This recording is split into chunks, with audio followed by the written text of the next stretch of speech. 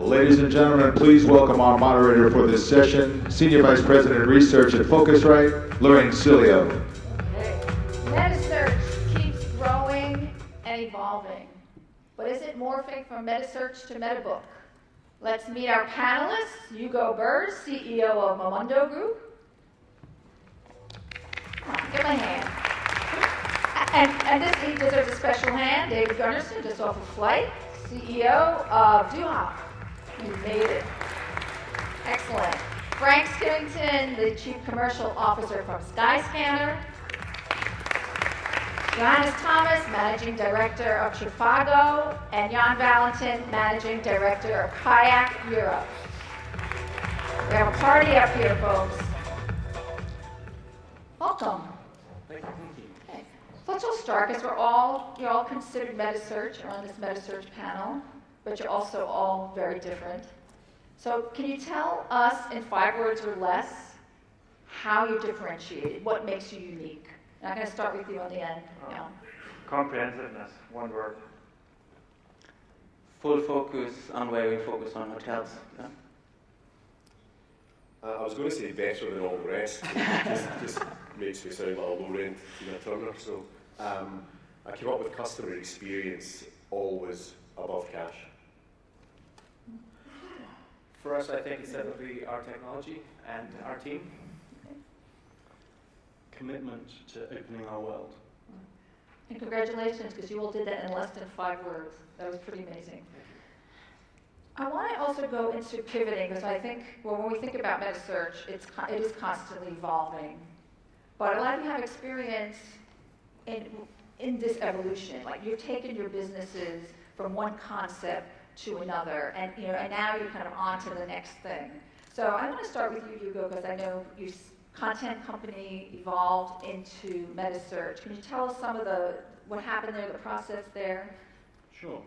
So Cheap Flights was founded in 1986 by a travel journalist, always interested in aggregating information, but it was a deals publishing model. And it was extremely successful for quite a long period, extremely profitable, but with the benefit of hindsight, too commercial and too dependent on Google SEO. So in particular, in the last 5 years, we have transitioned and reinvented the business as Metasearch, and it's been a very careful, planned, and industrious transition. And it feels like this is the first quarter we've experienced as really a pure Metasearch business. And it's been very gratifying to see that transition from being a business that was focused on profitability and commercial prowess to a business now that is entirely focused on creating products users love, creating repeat users and direct traffic to our website. And it's been our websites, because we're powering 2 pioneering brands, the Shape & Shirts Travel Search, the Cheap Flights brand and the Momondo brand. So it's been a long transition involving the purchase of Momondo in 2011, and then the gradual transition of the Cheap Flights business powered by one Metasearch backend and 2 differentiated or complementary brands. And the same thing, Johannes, with Trivago.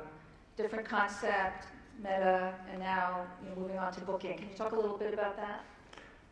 Yeah, we started out as a travel community, actually.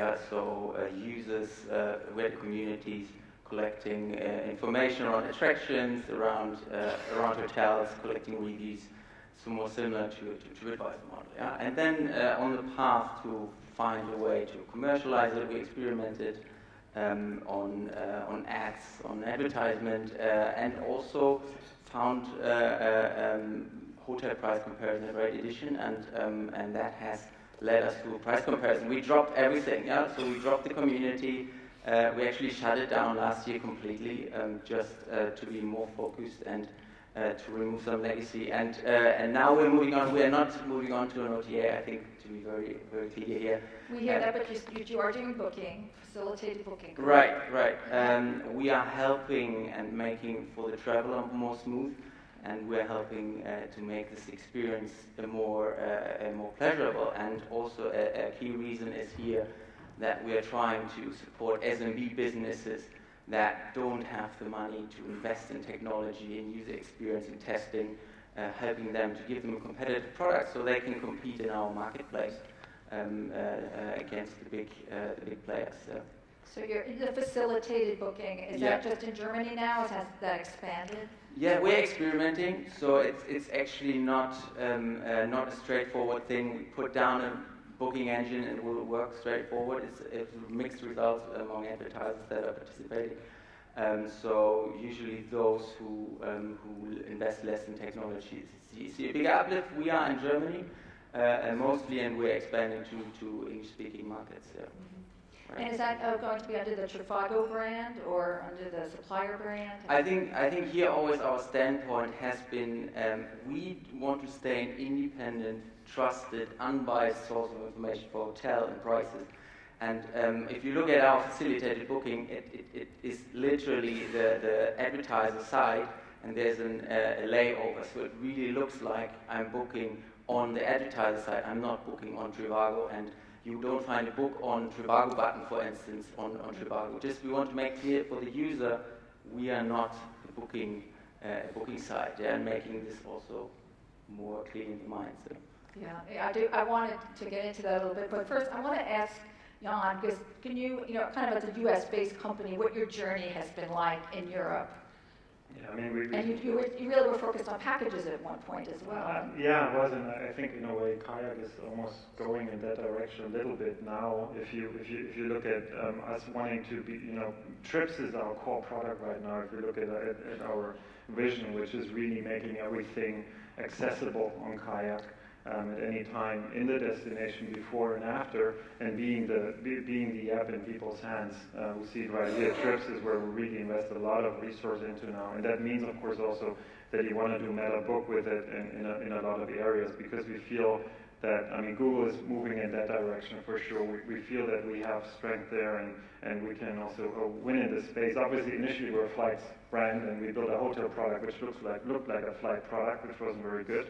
And now we're actually more or less going back to building a flight product, which maybe looks more like a hotel product, because people get more interested also in the details of their flights. But putting all of that together and giving the user what they want at any given time and needed at any given time, and kind of breaking up that vertical thinking is what we're doing right now. Okay. I'd like to bring up the pie chart, Phocuswright pie chart, and this question is around, and this is for the U.S. market, but I think you can say that this would be similar in other regions as well, is that the consumer is finding that it's a bit confusing, that they don't know where they're booking, if they're booking either through Kayak or through any of these other brands, whether they're booking direct, whether they're booking through an OTA, when they're using metasearch. And are we creating a better experience for the consumer, or are we just confusing them? I think I subscribe to the view that Johan has expressed, which is that under no circumstances are what we're trying to do in meta booking is to become a transactional site, is to become a travel agency. What we are trying to do from the consumer perspective is remove a lot of friction from the booking path, which exists in the traditional meta redirect model. And as we move on to mobile and multiple device sizes, that friction just becomes ever increasing. But also for the partner, for airline partners, predominantly in our case, we then allow those airlines to not only be pushing tickets, but also they're very, very important ancillary revenue sources, whether that's seat allocation, baggage, insurance, whatever. And that has to happen under that partner's brand. That is their product. We subscribe very much to the Tmall marketplace model as opposed to the Amazon marketplace model. That slide there, I find quite concerning, because clearly consumers are very, very confused as to what Meta is trying to do. Are they trying to morph into an OTA, or are they trying to do something else as I've just described? I note that slide is from the US, and without wanting to fall out with Jan too early in the session, partly that confusion, I think, is down to the way that Google Flight Search and Kayak are actually dealing with this. If you go into Kayak to try to find a flight, for example, the first thing you see when it's a facilitated booking experience is that it's a Kayak ticket that you're booking. You eventually get to the partner, but it's Kayak. So a consumer wonders, what am I doing and who am I transacting with?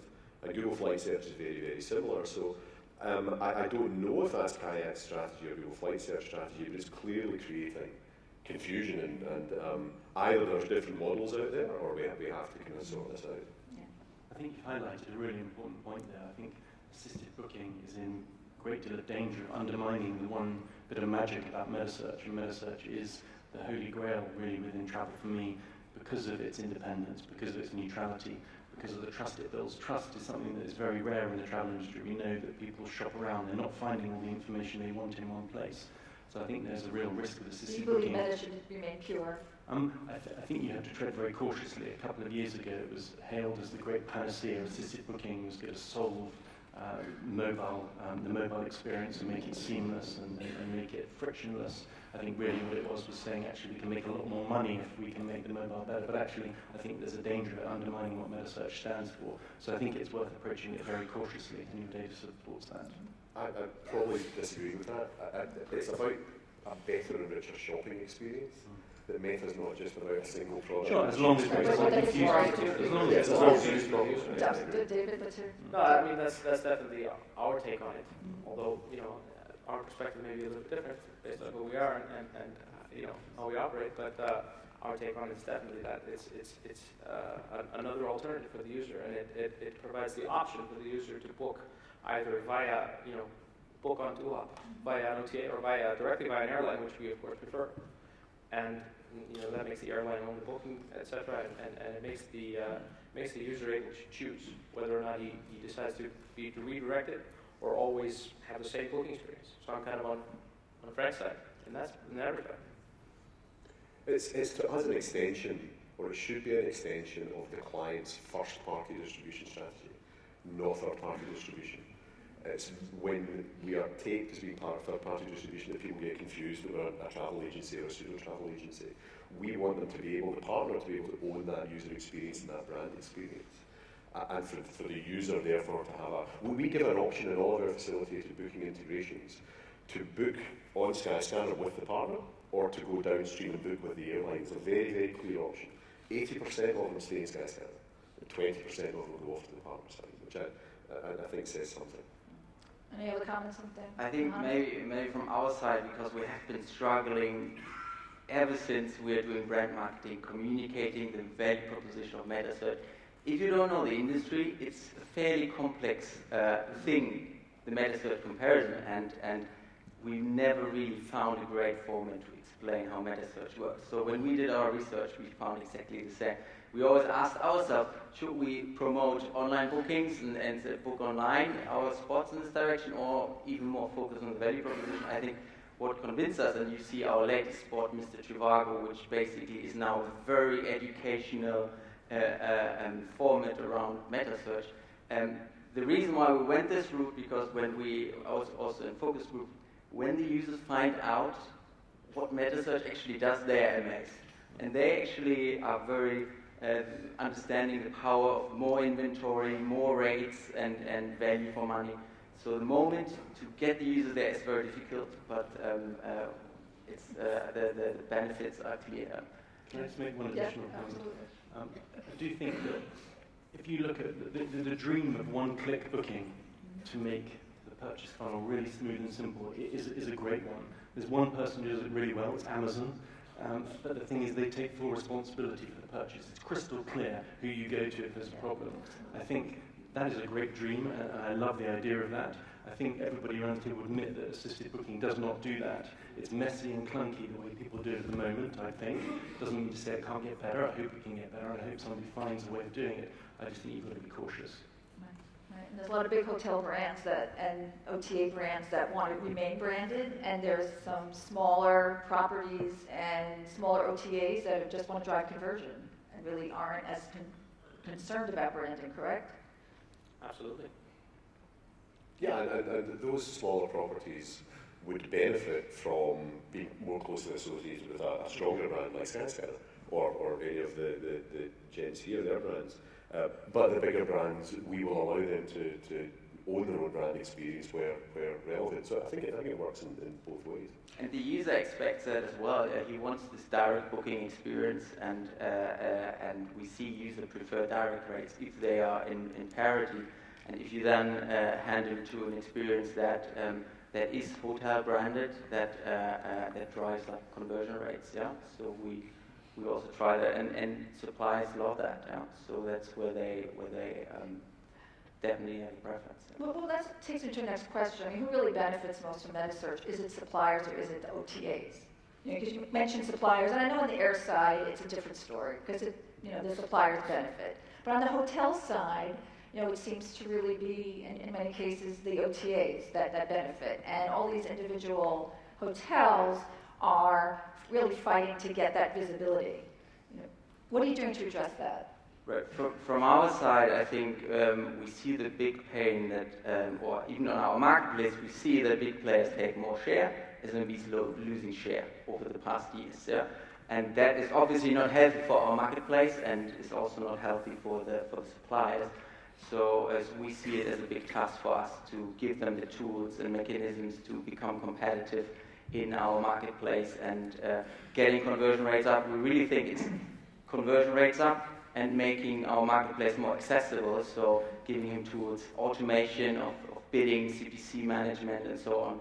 So these are the things we are aggressively pursuing. And for the individual hotels, we built a 3-digit team over the past year that really also takes individual hotels at their hand and explains them what is meta search, yeah, and they wonder, why is my hotel on Trivago, and explaining them the benefits and the opportunities that comes along with that. Yeah. Now, what do you think? Who benefits most, suppliers or OTAs? Well, certainly, I mean, I can just share what Johanna said. Of course, the OTAs have one-click share. We're essentially using the tools that Trivago is building to also surface hotels. I mean, they bought a couple of companies to do this. Click share is still minimal, to be honest. So, David, I'm going to single you out because, we have some pretty big guns here, and there's some companies that have huge parent companies, and others that are just legacy businesses and veterans of the industry. And then, of course, Duhop, you're more of a local player. Can you talk a little bit more about your strategy and also, how are you competing with these other folks up here? Well, it's obviously, I mean, like these guys have hundreds of people, on their teams, and we're 30 people.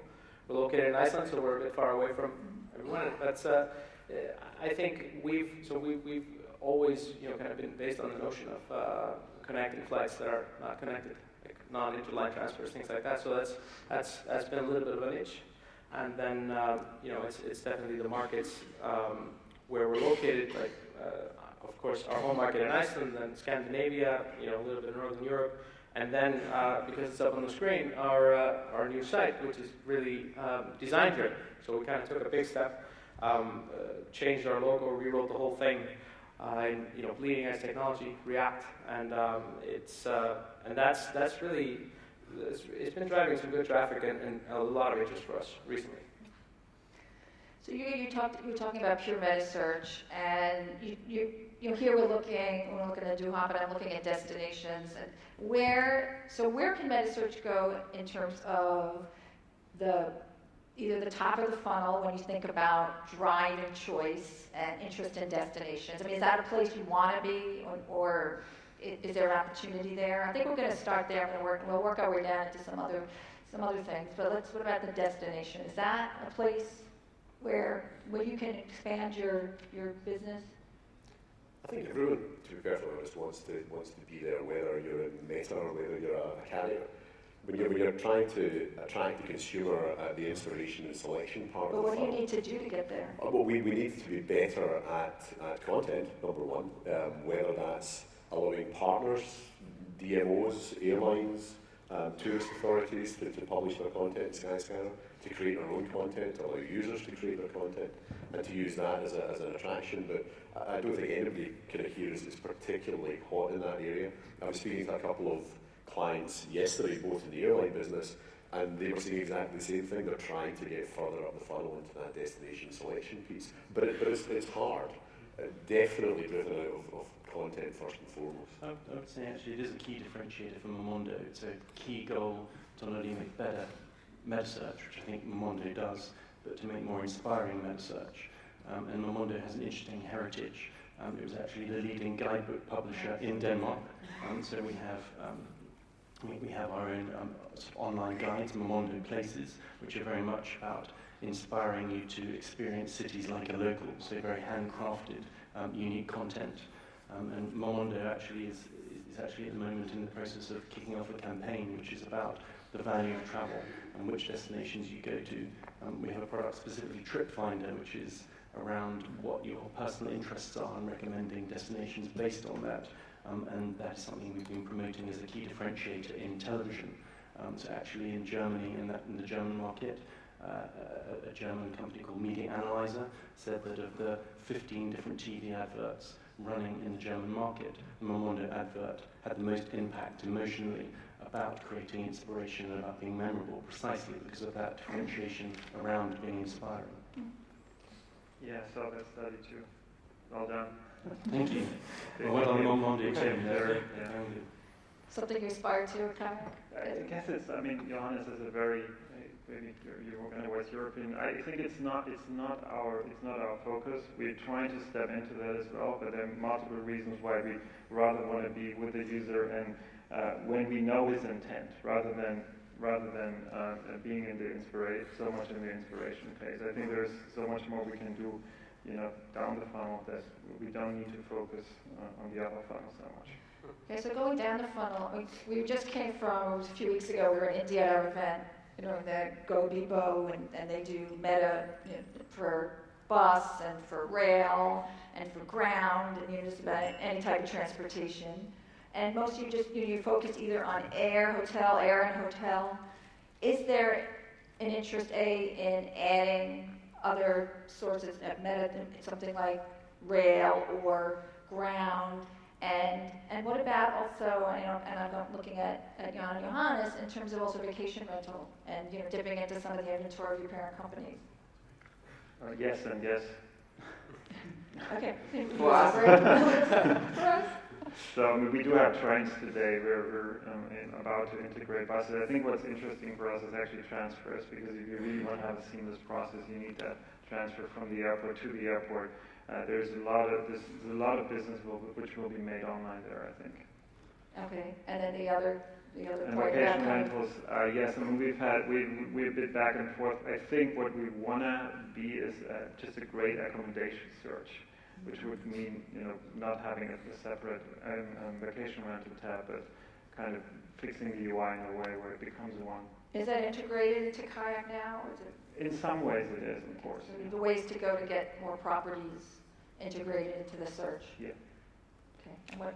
For us, I think there are two challenges with these apartmental alternative accommodation. I think one is the user expectation. So we realize the user expectation on Trivago, and you see it in our ads. We are Hotel Trivago, Hotel Trivago, Hotel Trivago. So the expectation is really hotels. Whenever we feed in apartment or accommodation like inventory, we see it's not particularly perform well. So our users tell us it's not necessarily a thing, but you can find scenarios. There's lack of inventory, there's a fair or so, then you feed it into the results. Or you ask the user if he sorts by cheap, by price, then you ask him, do you also want to see share or so on. And the second part, I think in many cases, why the inventory will rarely show up is it doesn't commercialize as hotels do today. So these two things, the commercialization and the expectation from our users, we are exploring it. I'm sure we will find ways to integrate it, but I think it's So no immediate the plans data to will tell us. integrate the home away properties, for example, into medicine. Yeah. Okay, well, ladies and gentlemen, I'd like to thank our panelists. Hugo, Frank, Jan, David, Johannes, thank you very much. Thank you.